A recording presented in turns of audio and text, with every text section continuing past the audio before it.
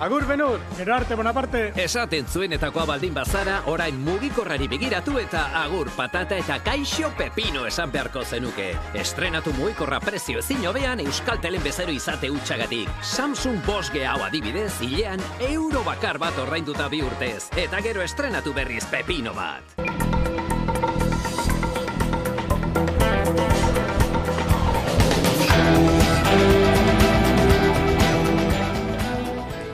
EAJak eta PSEk proposamena helarazi diete Gipuzkoako batzar nagusietako talde guztiei eta horren arabera EH Bilduren esku geratuko litzateke Gipuzkoako batzar nagusien presidentetza, 22 batzarkide eskuratu zituen bozketan eta mailaren gaineko postuak beste 4 taldeen artean banatuko lirateke. Proposamena mahaiko kideak M28ko emaitzen arabera handitik txikirako hurrenkeran aukeratzean datza. Planteamendua atzo egin zieten taldei, baina gaur egin dute ofizial EAJaren 17 batzarkidek euren akreditazioa jaso ostean. PPko ordezkariek ere aktak jaso dituzte eta gauza bera egitekoak dira PSeko kideak ere hartara. Batzarkideen erenek baino gehiagok akreditazioa jaso dutenez, batzar nagusien osaketan aurrera egiteko prozedura abiatuko da.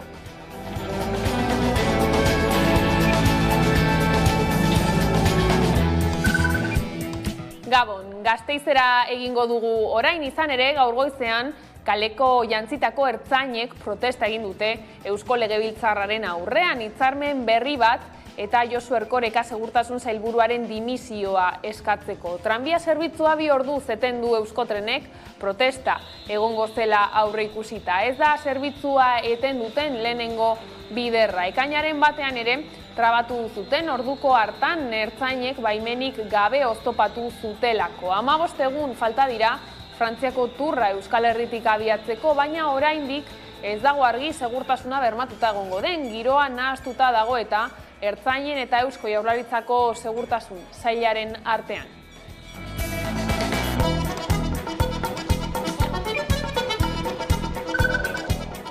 Eta Tubacexeko beharginei eginiko akusazioekin lotutako epaiketak gaur hasi dira Gasteizen. Nerea García. Tubacexeko langileak eta Aiaraldeko herritarrak dira. Fiskaltzak 20 urteko espetxe zigorrak ezarri ditu. Ostegun honetan lehenengo epaiketa izan da, gainentzekoak irailean izango dira. 2022an azaroan Aintzane Mendia epaitu zuten eta azkenean absolbitu zuten. Mendiak dioenez grabatutako bideoek arrazoia emango diete akusatuei. Gainera, azpimarratu duenez akusatuak behin betiko lesioa du mobilizazioetan jasandako indarkeriagatik. Eta Michelineko zuzendaritzak 1.500 euroko paga eta inflazioarekin lotutako soldata igoera eskaini die beharginei. Zuzendaritzak egingo duen azken proposamena dela iragarri du. Hala, sindikatuek langileekin eztabaidatu eta bozkatu behar dute azken proposamen hori. Nerea García. Gaueko 10etan botontziak ireki dira langileek bozkatzeko. ELA, ESK eta CGT sindikatuek ez dute erabakia onartu, azken proposamenarekin bat egiten ez dutelako. ELAak dioenez eskaintza eskaza da eta mobilizazioek bere horretan jarraitu beharko dute.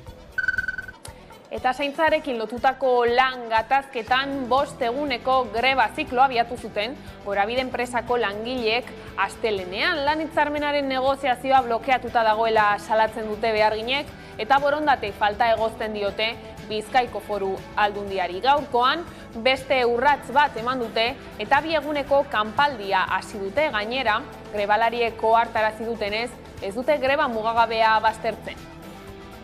Bueno, egoera 5 egun hauek hasi baino lehen geneukan egoera da. Hau da, guztiz baretute, paraute dau negoziazio guztize.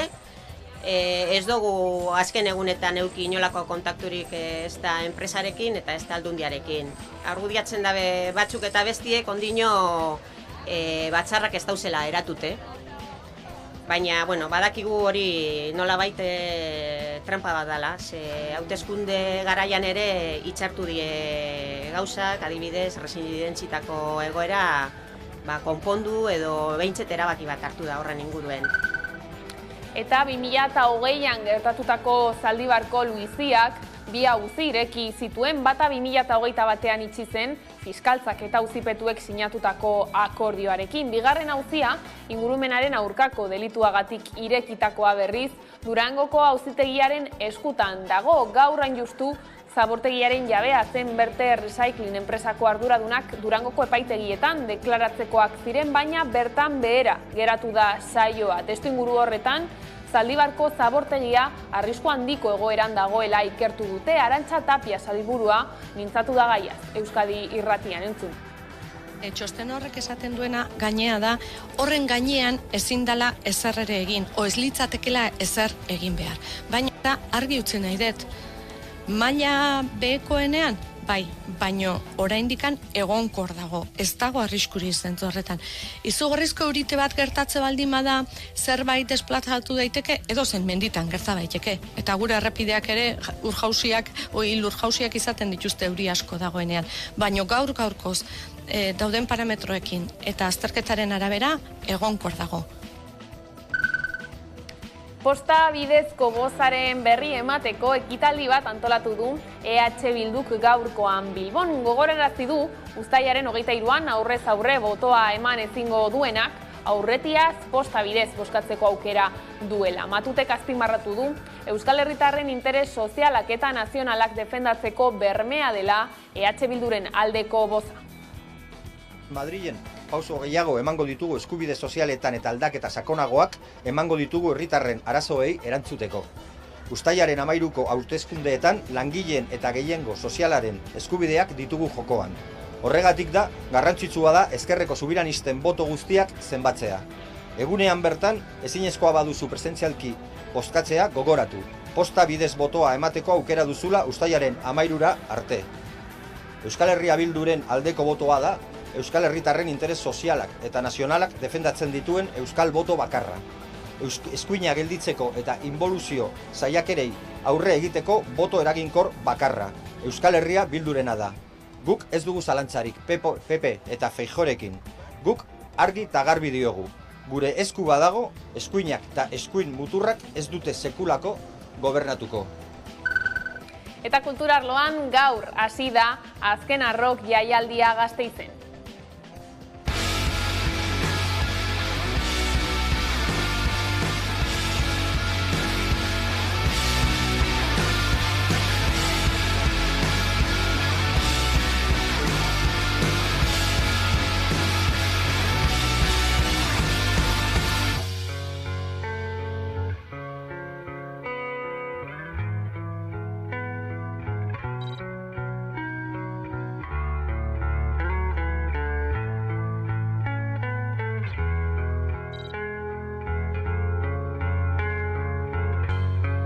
Lerro artean irakurtzen dena ez da baidan esan gabe gelditzen dena zer da gabezi hori espada dena ez dudana zidatzi du.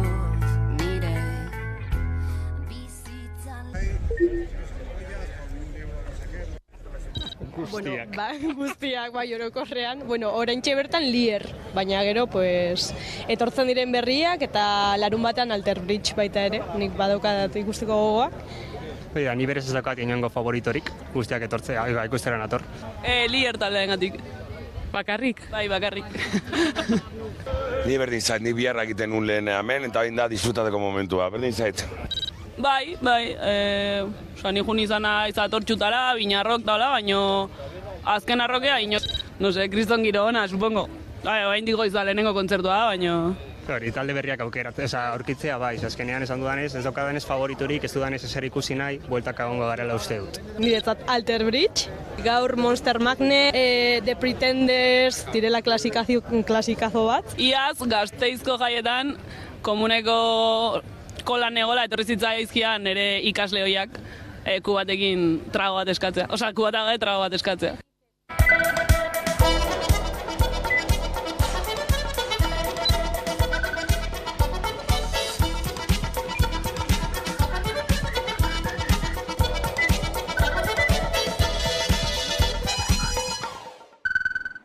Ongietorriak gurean gaur gaueko albistegira. Gipuzkoako batzar nagusietako lehendakaritza EH Bilduri eskaini diote EAJak eta PSek. Mahaian, 5 alderdiek izango lukete ordezkaritza handienetik txikienera. Batzar nagusietako lehendakaria EH Bildukoa izango litzateke.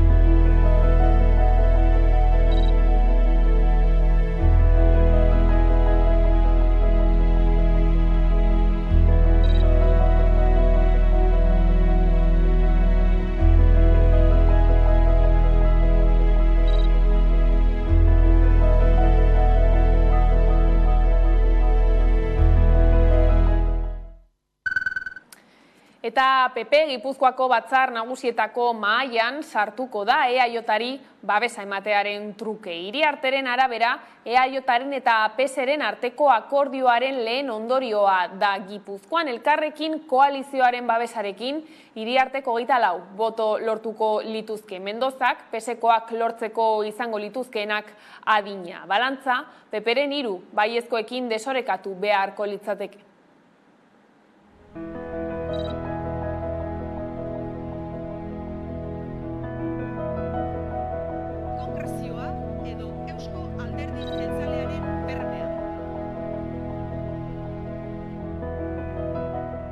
Ez dugu ezagutzen akordio horrek ze eduki izango dituen, eta dakiguna da ekintza patriotiko bat eta ekintza patriotiko baten arabera Partido Popularrak esan duela haien aldeko autua egingo duela, ezta?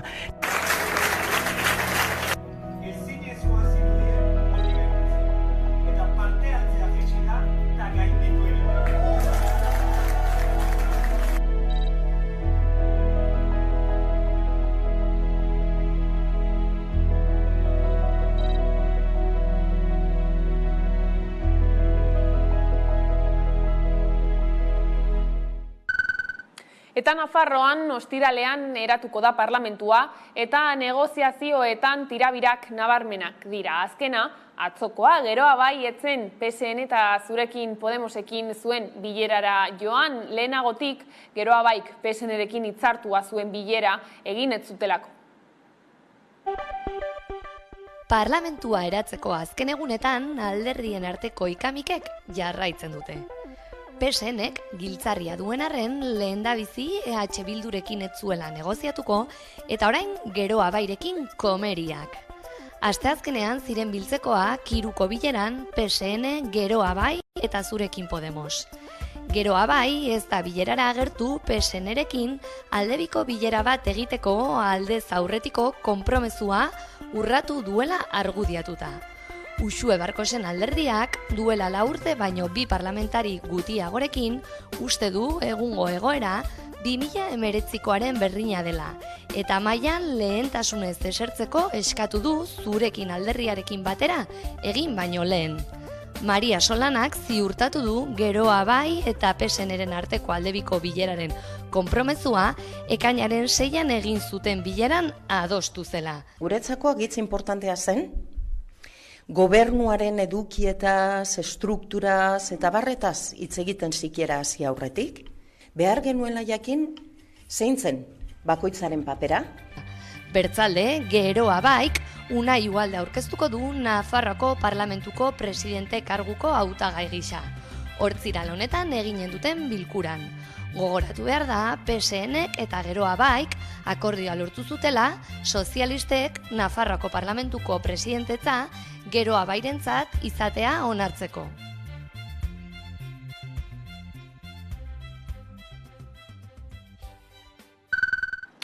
Eta EH Bilduk Euskadiko memoria historikoaren eta demokratikoaren legea babestuko du. Halaxe jakinarazi du koalizio abertzaleak, horren tramitazio parlamentarioan hainbat hobekuntza txertatu ostean. Julen Arzuaga legebiltzarkideak iragarri duenez, EH Bilduren eskariari jarraikiz, Jaurlaritzak Gogora Institutuaren bitartez lantalde zientifiko bat sortuko du, giza eskubideetan gerra zibilean eta Frankoren diktaduran adituak diren profesionalek osatutakoa.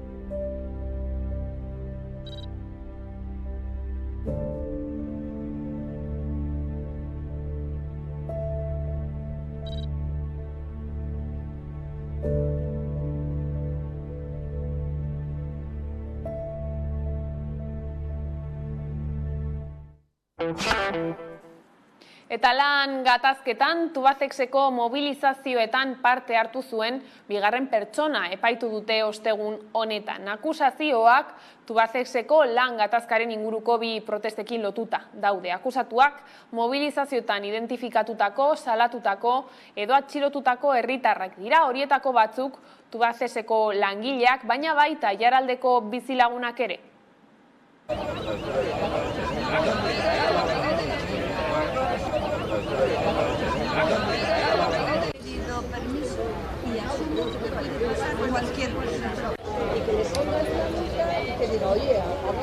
Bildu gara, Iñakiri gaur epaitzen duten lagunari geure beroa eta elkartasuna ekartzeko eta berarekin gaudela guztiok adierazteko eta orain zazpi horietako bat Aintzane epaitua izan zen orain dela hilabete batzuk eta absoluzioa jaso zuen eta gainera epaitegietan esan zuten montajea izan zela eta gezurretan ibili zirela ertzainak beren salaketetan.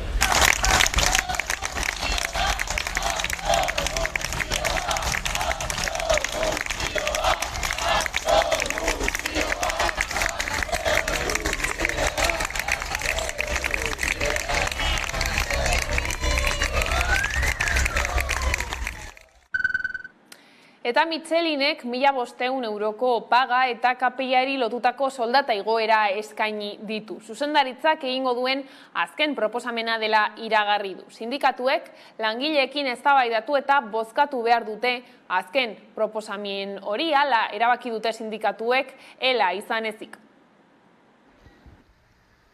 Astearte honetan Michelineko estatuko lantegi guztien ordezkari sindikalak bildu ziren Burgosen zuzendaritzarekin.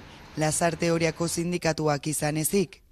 Lan hitzarmena negoziatzeko bilera goizeko 11etan hasi zen eta arratsaldeko 8 arte etzen amaitu. Zuzendaritzak 5 proposamen egin ostean, sindikatuek erabaki zuten egindako azkena langileekin eztabaidatzea eta bozkatzea. Azken proposamen horrek 3 hobekuntza dakar. Soldata egoera KPIa lotzea, 1.500 euroko paga lan hitzarmena sinatzeagatik eta team building jardunaldien desagertzea. 72 orduko epea dute langilei proposamena aurkezteko, eztabaidatzeko eta bozkatzeko. Ostiral honetan erantzun bat eman beharko diote zuzendaritzari. Michelin enpresak dioenez, hau da egingo duen azken proposamena. Bestalde, sindikatuek lan hitzarmena onartzen ez badute, ekainerako aurre ikusitako greba egunak aurrera eramango lituzkete. Hau da, ekainaren 19 eta 23an Michelineko lantegi guztiek greba eguna egingo lukete. Osakidetzak urratz txiki batzuk egin ditu, Satse, ELA, LAB, Comisiones Obreras eta UGT sindikatuek ohar bat plazaratu zuten atzo, Osakidetzaren mahai sektorialak eman zuena azaltzeko eta alde positiboak izan direla onartu zuten. Gogoratu zuten negoziazioek ia urtebete zeramatela blokeaturik eta aspaldi honetan sindikatuek bileretara agertzeari ere utzi ziotela administrazioaren jarrerarekin haserre. Uda honetan Osakidetzak gutxienez 43 kontsultegi ixtea aurreikusten du osorik edo partzialki.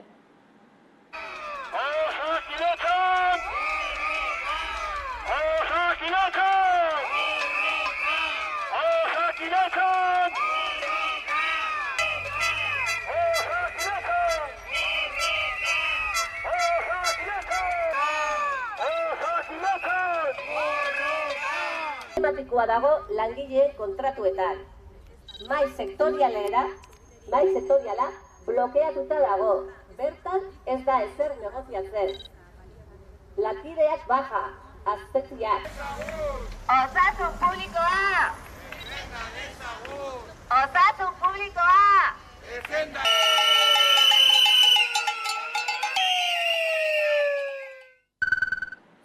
Eta 5 eguneko greba zikloa abiatu zuten Gorabide enpresako langileek astelenean. Lan hitzarmenaren negoziazioa blokeatuta dagoela salatzen dute beharginek eta borondate falta egozten diote Bizkaiko Foru Aldundiari. 2 eguneko kanpaldia abiatu dute Gorabideko langileek 5 eguneko greba zikloaren barnean. Zaintza sektoreko langileak dira eta adimen urritasuna duten pertsonekin lan egiten dute. Zehazki Gorabiden 600 beharginek dihardute eta 5.000 lagun hartatzen dituzte. Hala, zaintza sistema Bizkaiko Foru Aldundiaren ardurapean egonda erantzunkizuna exigitzen diote lan gatazkan grebalariek. Guretzat, erantzunkizun handia dute bai batzar nagusisek, ze azken finean zerbitzu publiko bat emoten dugu eta horren erantzunkizune publikoa da, kasu honetan batzar nagusietakoa, eurek ipini behar dabez baliabideek gu lana egiteko, gu aniztasun funtzionalan lan egiten dugu eta eine handi batien finantzaketa publiko izan behar da. 2019an iraungi zenituna eta beraz 2020tik ez dutela soldata igorarik.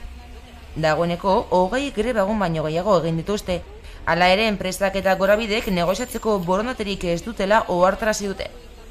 Izan dugun erantzun bakarra da, eurek ezin dabiela inolako mugimendurik egin Aldundiaren babesa barik, eta nola Aldundia eratu barik dauen momentu hontan, ez dagoela aurrera pausorik emoteko inolako aukerarik. Gatazka askatu ezean gainera, ez dute greba mugabea baztertzen. Eta jentie indartsu dago, onartzen dugu, eskatzen dugule dagokigune, eta orduen aurrera jarraitzeko prest. Ez badau inolako movimenturik, pausotxo bat gehiago eman biku, eta hor airien badabil greba mugabearena. Gorabideri proposamen bat bidali diote baina ez dute erantzunik jaso. Horrez gain, hilaren 26an Aldundian ordezkaritza duten alderdiekin bilera bat egin nahi dute. EH Bilduk eta Elkarrekinek dagoeneko baiezko eman dute eta zantzu guztien arabera PPk ere bere parte hartzea ziurratuko du. Beraz, PSE eta EAJaren erantzunaren zain daude.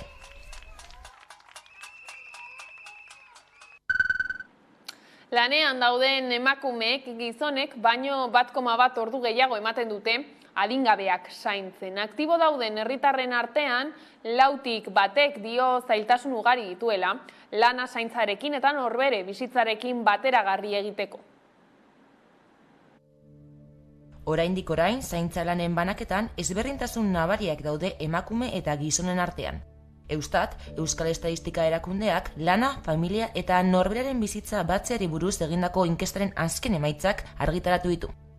Bada, Araba, Bizkaia eta Gipuzkoan aktibo dauden herritarren artean, 2 dio zailtasun ugari dituela lana, zaintzarekin eta norbere bizitzarekin bateragarri egiteko. Izan, lana eta seme-alaba adingabeen zaintza bateragarri egiteko, edo izan mendeko pertsonei arreta emateko. Eta aldea gutxitzen bada ere, emakumeek oraindik ere egunean 1,1 ordu gehiago eskaintzen diote seme alaben zaintzari. Etxeko lanen banaketa ere aztertu du ikerketak. Gizonen 12,3 ematen dituzte lan horietan 3 ordu edo gehiago, eta emakumeen 26,7. Hala ere, inoiz baino txikiagoa da, emakumeen eta gizonen arteko aldea etxeko eta zaintza lanetan ematen duten denborari dagokionez. Duela 10 urteko datuekin alderatuta, 0,3 ordu murriztu da alde hori etxeko lanei dagokionez, eta 0,6 ordu seme alaben zaintzari dagokionez. Mendekoen zaintzan berriz, ia ordu bete gutxiagokoa da aldea duela markada bateko datuekin alderatuta. Eta 2008an gertatutako Zaldibarko Luiziak 2 auzi ireki zituen, bata 2021an itxi zen fiskaltzak eta auzipetuek sinatutako akordioarekin, eta bigarren auzia ingurumenaren aurkako delituagatik irekitakoa berriz Durangoko auzitegiaren eskutan dago. Gaur hain justu zabortegiaren jabea zen Berte Recycling enpresako arduradunak Durangoko epaitegian deklaratzekoak ziren, baina bertan bera geratu da saioa. Testuinguru horretan, Zaldibarko zabortegia arrisku handiko egoeran dagoela ikertu dute. Eta Mikel Otero legebiltzarkideak azpimarratu du premiaz inork bere gain hartzen ez duen esku hartzea behar duela. Zaldibarko zabortegiaren jabea zen Berte Recycling enpresako arduradunak Durangoko epaitegian deklaratzoka ziren ostegun honetan, ingurumenaren kontrako delituak aztertzen dituen auzian. Baina bertan behera gelditu dira deklarazioak 3. momentuz ez dakigu zer dela eta. 2008an gertatutako Luiziak 2 auzi ireki zituen. Bata ordea 2021an itxi zen, fiskaltzak eta auzipetuek sinatutako akordioarekin. Bigarren auzia ingurumenaren aurkako delituagatik irekitakoa berriz Durangoko auzitegiaren eskutan dago. Auzibide honek Jaurlaritzako zenbait teknikariren ardurak ikertuko ditu, Berte Recyclingeko jabeen ardurez gain. Testuinguru honetan Jaurlaritzaren eskutik Sprilurrek eskatuta zabortegiren lurzoruaren egoera aztertu zuten, eta hark ondorioztatu du lurraren egoera geologiko konplexuak arazoak dakartzala lurzoruen egonkortasunari dagokionez. Horren aurrean Mikel Otero Bilduren legebiltzarkideak azpimarratu du premiaz inork bere gain hartzen ez duen esku hartza behar duela zabortegiak. Ikerketa profesional batek esaten duenaren arabera, segurtasun faktorea oraintxe bertan Zaldibar erori zenean, baino kaskarragoa dela, lurra oso abiadura handian mugitzen ari dela, arrakalak daudela, arrakala horietatik ura barrenera joaten dela, beraz, jarri zituzten geruzak ez direlari efektiboak izaten, eta arrisku asko daudela. Egonkortasunaren inguruan, suteen inguruan, isurien inguruan, eta kontu larri asko daudela mai gainean. Horren aurrean azalpenak eskatuko dizkio Arantxa Tapia sailburuari ostiralean legebiltzarrean. Alegia, egoera honen aurrean zein pauso dota zer egingo duten galdetuko diote Subiranisten Jaurlaritzari. Bien bitartean Tapiak Euskadi Irratiari esan dio Zaldibarko zabortegiaren lurrak egonkortasun maila baxuenan daudela, baina egonkor. Gaur-gaurkoz dauden parametroekin eta azterketaren arabera egonkor dago. Maila bajuenean eta guk utzi genuena baino kerro, bai, baino egonkor. Gaineratu du Jaurlaritzak hasierako mantenu lanak egin zituela, baina hortik aurrera Berte Recycling enpresaren administratzaile konkurtsalari zegokiola horiekin jarraitzea, eta ez dituela egin. 3 errekiremendu egin dizkiela eta jarraipen zehatza egin diotela gaiari.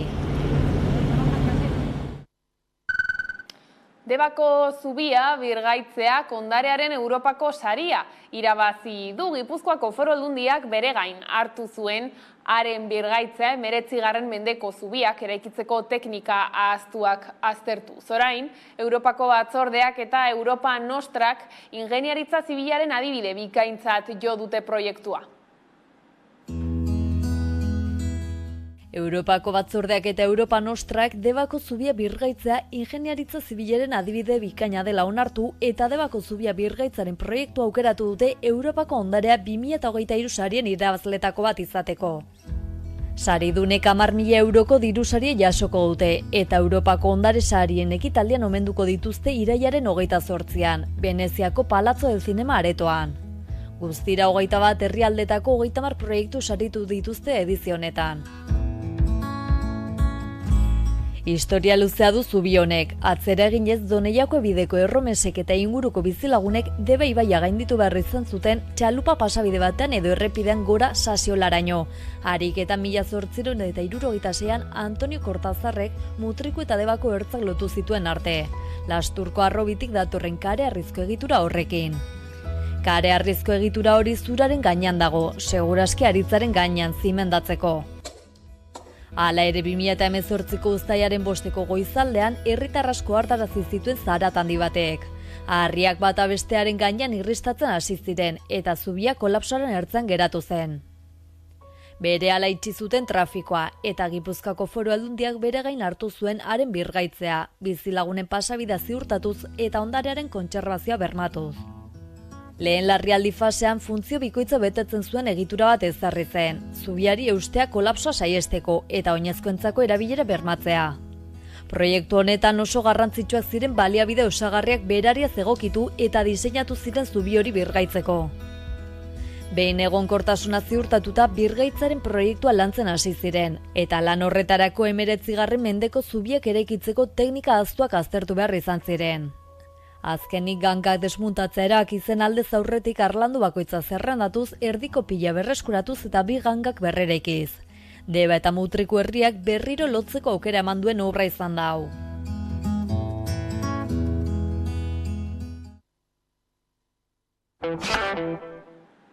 Eta datorren urriaren 8an Deustutik Berrizera lehenengo kilometro vertikala egingo da eta horren inguruan hitz egiteko pantailaren bestaldean Gaizka Zuarez daukagu. Gabon, Gaizka. Kaixo, Gabon. Esan dugu, ezta, Deustuko kilometro vertikala egingo duzuela urrian, Ugaskotik Berrizera, baino atzo jada ezagutu zenuten ibilbidea nolakoa izan zen, nola joan zen esperientzia? Bueno, ibilbidea berez ezagutzen genuen, baina egia da, gure asmoa bazela atzokoan herritar gehiagori, azken hilabete hauetan zabaldu dugun kilometro vertikalaen egitasmo hori, pizka bat jada frogatu eta bizitzeko lehenengo kontaktu hori egitea. Auzokide batzuk, deustuar batzuk elkartu ginen eta nahiko esperientzia polita izan zen egia esan da. Horri bildi ginen ikusten zeintzuk izan zitezken estrategiak eta bai, motivazioa gorantza doa ekimenarekin eta hori da bilatzen duguna. Esan duzu, ezta, auzolanean antolatu duzuen proiektu bat dela, zergatik egin zenuten eta zein da helburua? Bueno, egitasmoaren antolatzailea berez Gora Deusto herritarren elkartea da, vale? Baina Gora Deustu azkenean pandemia igaro eta Deustuko bizitza komunitarioa indartzeko elkartea, elkarte izateko sortu genuen, eta pizka bat guk bai ikusten genuena da alde batetik, Deustun kilosaletasuna handia dagoela, bigarrenik ikusten duguna bazen kilosaletasunaz gain kirol elkarte eta talde ugari zeudela, eta hirugarrenik nolabait orain azken bolada honetan, bai pandemia ondorentik batez ere erronkarako gogo ugari piztu dela, ez dakit crossfit motako talde asko daudela, ere gauza esplosioak eta berehalakoak ere gustoko direla eta hor 3 baldintza horiek ikusten genituen egitasmo hau egiteko, ez? Eta gainera hor ezagutzen genuen nolabait ibilbidetxo hau, gainera kilometro zehatzeko luzera duena, eta hor hitz joko bat eginez eta izenburu deigarri bat eukitzen, gure asmoa bada alde batetik, kilosalen gozamenerako eskaintza bat egitea, proba ezberdin honekin, oso esplosiboa den proba honekin. Bigarrena, herrigintza, auzogintza ikuspegitik, Deustu bezalako herri bat elkarrekin lanean jartzea, bertako bai merkatanien elkarte, zein eragile, zein kirole elkarteak ere elkarrekin lanean jartzea eta nolabait sentimentu komunitario hori indartzea, eta hirugarrenik ere, Deustu bera eta herritarrak bizitzaz betetzea, ez? azkenean horrelako ekimen kolektiboek, herria hobe bat egiten dutelako, eta hori da guk ere, gora duztutik bilatzen genuena. Egitasmoa Gaizka urriaren 8an izango da, eta 3 modalitate izango ditu, ezta? Nola antolatu duzue hori zehazki?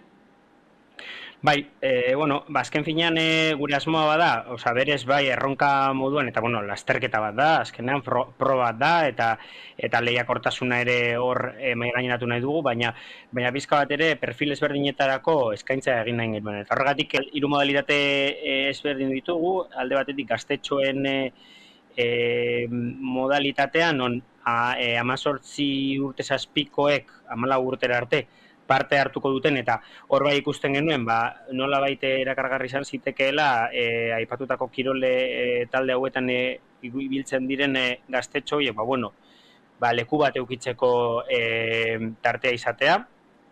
Ordan lehen modalitate hori egongo litzateke, bigarrena norbanakoen izango litzateke, orokorra, eta 3. taldeka.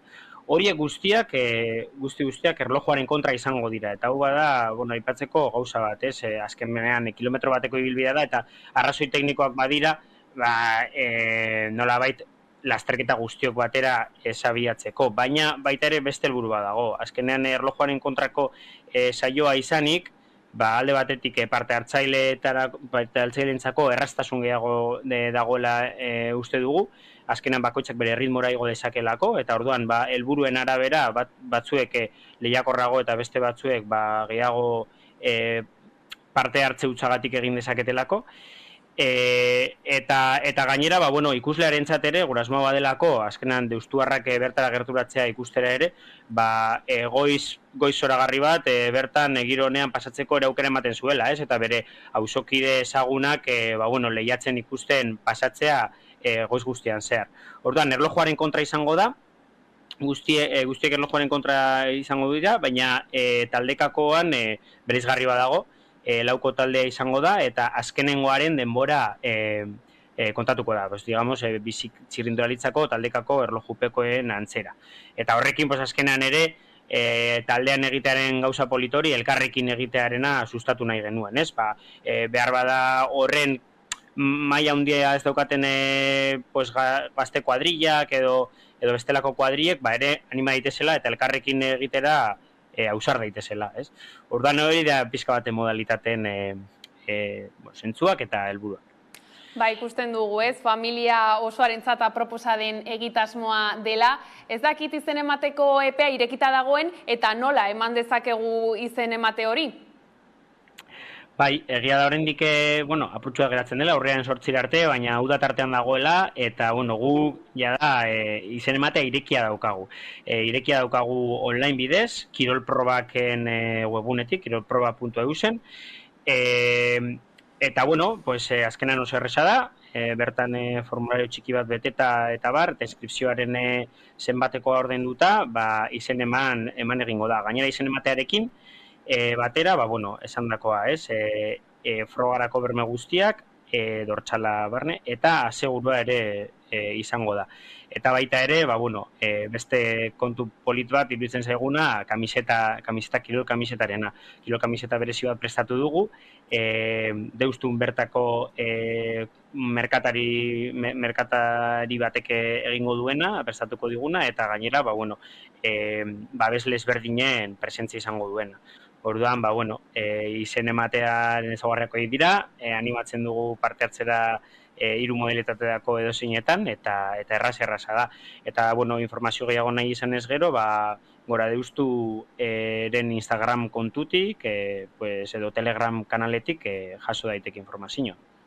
Así que, hori da apurtxu bat. Orain, bizkat jendea pikatzera, udan zehar ere entrenatzeko gauze dagoen, eta urrian denoko batera gozatzera. Hortxe gonbidapena, Gaizka hemen utzi behar dugu gaurkoan konexioa, mila esker gurekin egoteagatik. Eskerrik asko zuei, espazio emateagatik. Venga, Eta aurrera jarraituko dugu beste gai batzuekin, izan ere, gaurkoan Patxiku Irisarri Nafarroako ENE sindikatuko idazkari nagusi elkarrizketatu dugu Hamaika Telebistan. Aste honetan elkartu den lehortearen maila izan du izpide, eta nabarmendu du Erriberan uztaren 90% galdu dela, erdialdean 70% eta Lizarraldean 45% eta 60 tartean. Gehitu du, euria egin duela han-hemenka, baina dio ez dela nahikoa izango uzta errekuperatzeko. Ondirikan aldatu maiatzaren 2 zuk erran duzun bezala maila bildu zen, eta ordurako ja Nafarroan, batez ere Nafarroari buruz ari gara solasean, hor ja lehorteak ja bere lan egina zuen, eta Erriberan ja erabate galdutzat emana zen hango uzta ez. Eta, joan den aste honetan egindako bileran hori berretsi besterik ez da egin. Egia da, euria indula han-hemenka, euria ere batzuetan soberan ere, baina horrek ez du ekarri uzta horrek buelta hartu dezan. Beraz, Erriberan 80% galdu inda, erdialdean Tafalla eta Erribera tartean Baldorban horre 70% edo horrela, eta gero Lizarraldean ere 45-60 galdutzat ematen da, eta gero ematen du Iruña inguruan, Kuenka deitzen dugun horretan, Agoitzaldera, Garesaldera hor, uzta ona izanen dela, eta gero iparraldean Belarra ere atera da, orain nahiko lan hori lehortzen.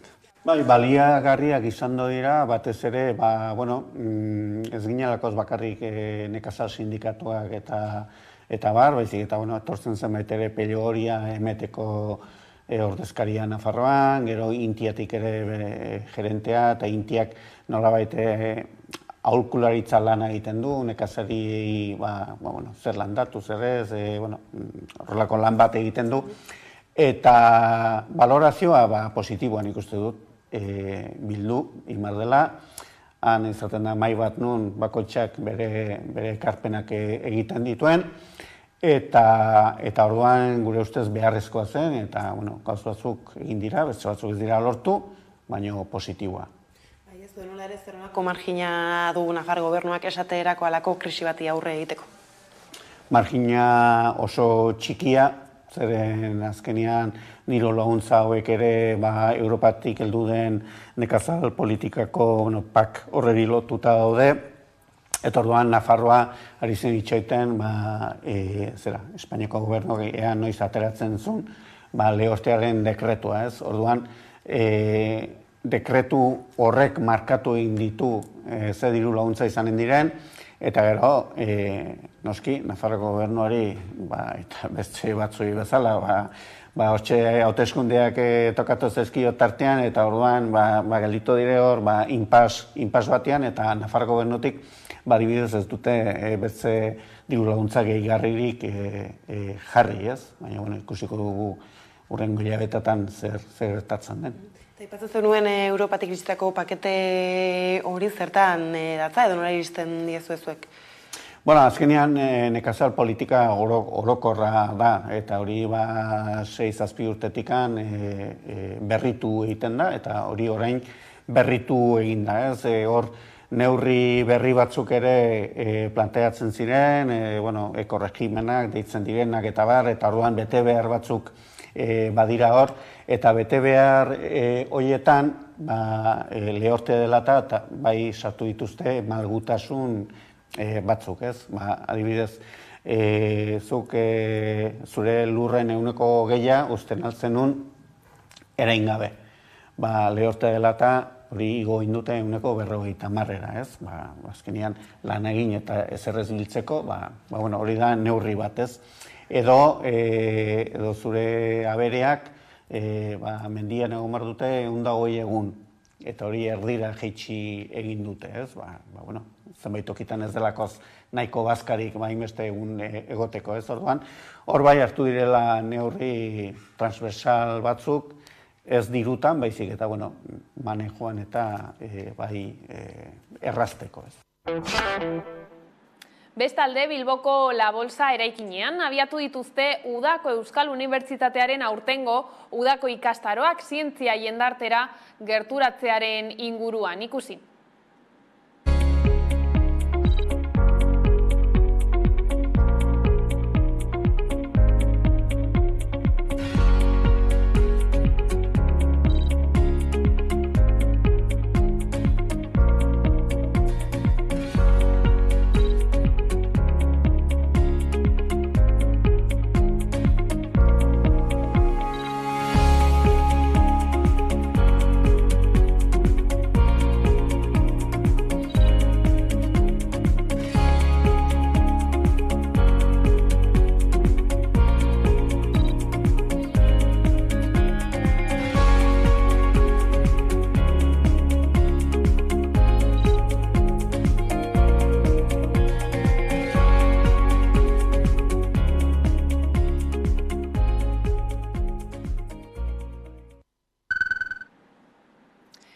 Eta lehen datuen arabera, unibertsitatera sartzeko ebaluazioaren sarbide fasera aurkeztu diren Euskal Autonomia Erkidegoko batxilergoko 12.059 ikasleetako 11.817 gainditu dute. Hau da, 198 iaz baino ia 100 gehiagok. Ostegun honetan eman dute noten berri eta ikasleek sarbidea aplikazioaren bidez eskura ditzakete jada kalifikazioak.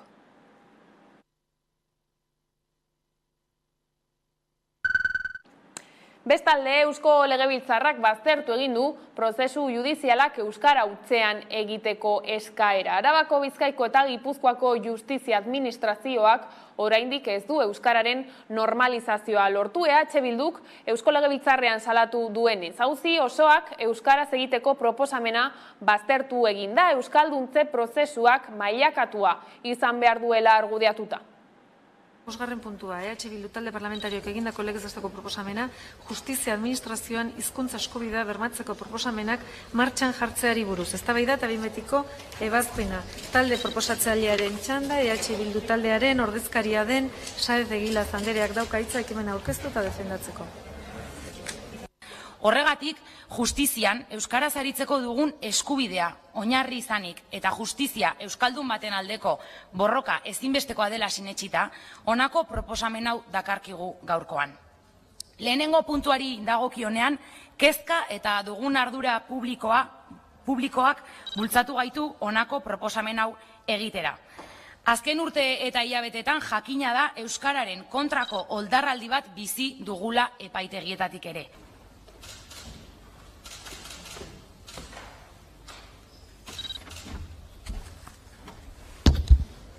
Legebiltzarburu anderea, eskerrik asko. Bidean atajoak hartzea batzutan tentagarria da, baina arriskutsua ere izaten da. Eta bide luzea hartzea edo jarraitzea nekagarria izateaz gain, frustrazioa ekartzen du, impotentzia ekartzen du, baina aurrera egin behar da, pausoz pauso, helburua non dagoen ikusita. Eta kultur arloan aipatu dugu lehenago ere, gaur hasi da azken arrok jaialdiaren 21. edizioa Gasteizen, Mendizabalan, eta bertan dago Nerea Garzia lankidea. Gabon, Nerea? Ematen du arazo teknikoak. Entzuten diguzu, Nerea?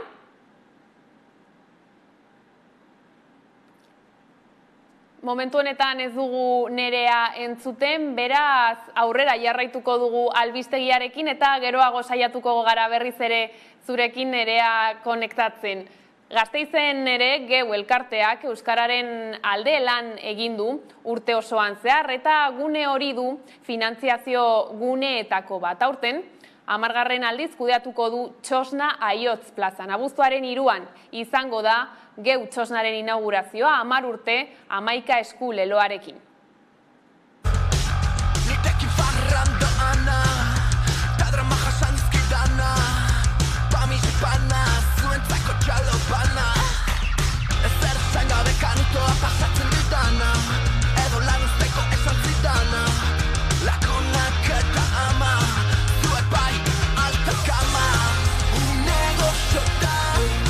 Pentsa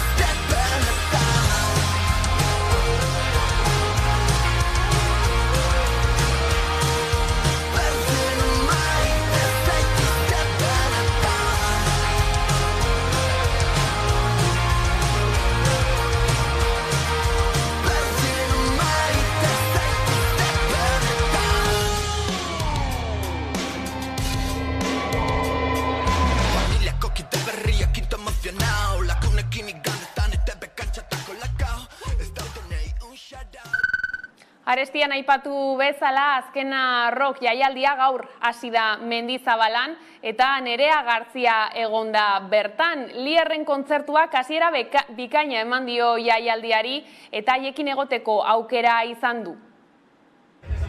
Bai, lehen aipatu dugunez, 6etan ireki dira azkena rock jaialdiaren ateak eta oholtzara igo den lehenengo taldea Lier izan da.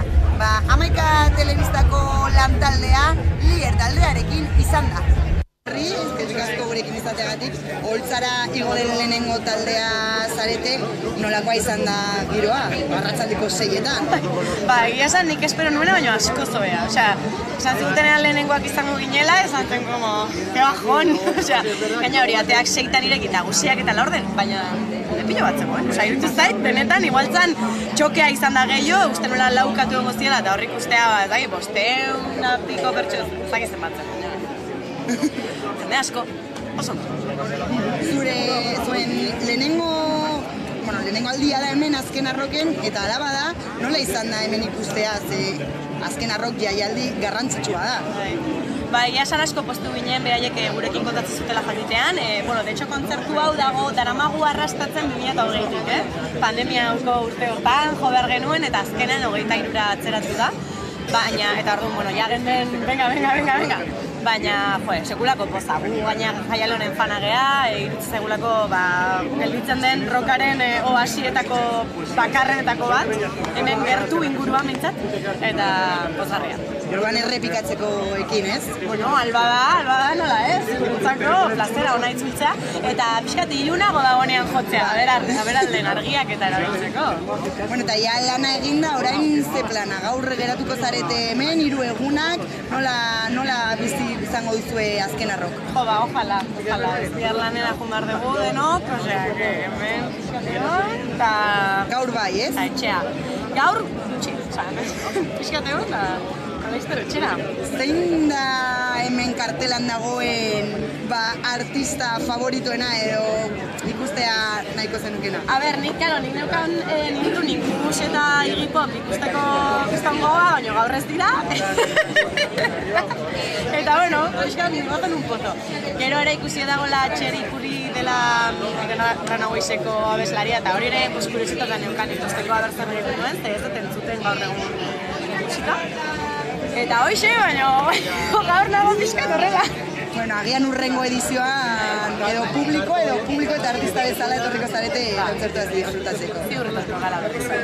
Mami, esker gurekin izateagatik. Eta zineman ostiralean superheroien familia filma izango da aretoetan ikusgai. Ikusi aurrerapen bat. Superheroien familia filma ekainaren 16an zinemaretoetan ikusgai izango da. Superleoida!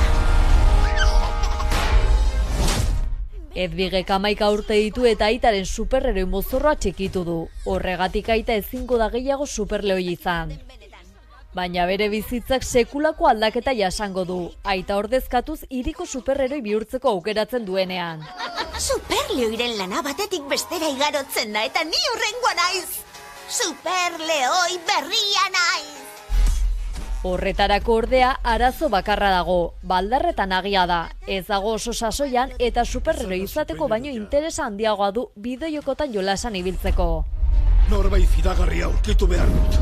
Aitak hurrengo superheroi bihur dadin bere lehengusu Adrian aukeratzen du. Orduan Edwigek erreakzionatzeko ordua dela ikusiko du. Aurkitu ahal izango alditu superbotereak. Zure superboterea aurkitu dugu? Ikusi superheroien familia zinemetan. Superheroien familia! Enekien motor baimena zenuenik ez daukateko. Bago bat! Eta gaurkoan ere, Osteguna Rock Vital Fest jaialdiak rockez beteko ditu Gasteizko kaleak. Jaialdiak aukera emango du Gasteizko rockaren asteaz gozatzeko kartel erakargarri batekin.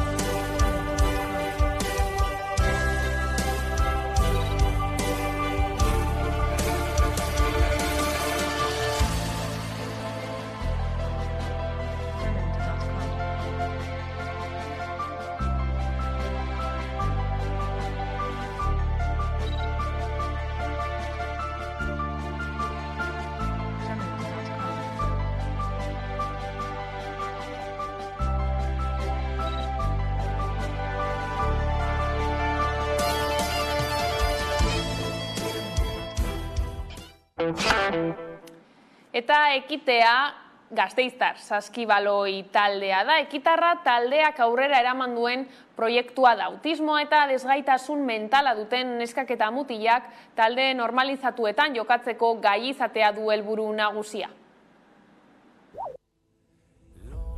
Eta 2017an Ekitarrak kirol taldeak saskibaloi proiektu inklusibo bat martzan jartzea erabaki zuen. Ekitea deitu zion. Azken 3 letra horiek tea buruzkoak dira. Espektro autistaren nahasmendua.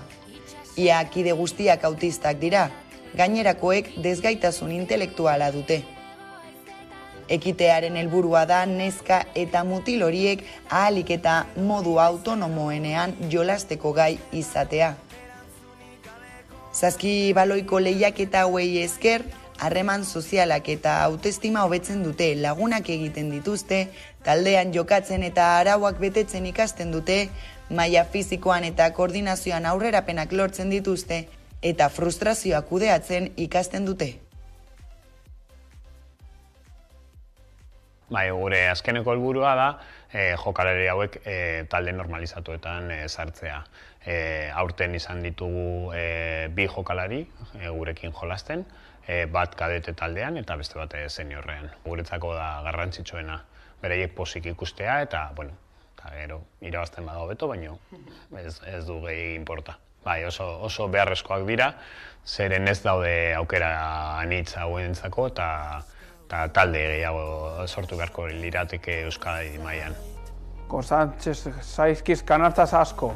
Eta ze talde? Ekitea. Eta hori zuri gehien gustatzen zaiz? Gehien, bai, mila esker. Oso ondo. Saskibaloian asko gustatzen zaiz.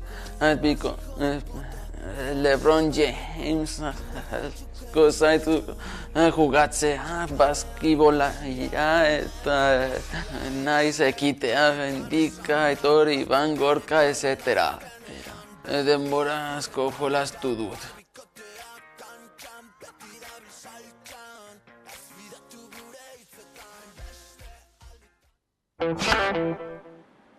Eta horrela iritsi gara albistegiaren bukaerara. Gaurkoan, azken arrok jaialdiak utzi dizkigun irudi batzuekin agurtuko gara. Espero dut gustoko izatea. Besterik ez gure aldetik. Horiek izan dira gaueko albistegiak gurean gaur utzi dituenak. Gogoratu guztiak eta gehiago nahi duzuen aldiro, 11.eu satarian dituzuela eskuragarri, ongi izan eta astelener arte.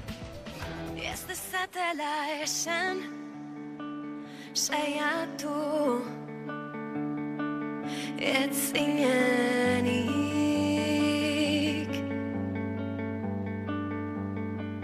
Ez dezatela esan, apurtu ez zinenik.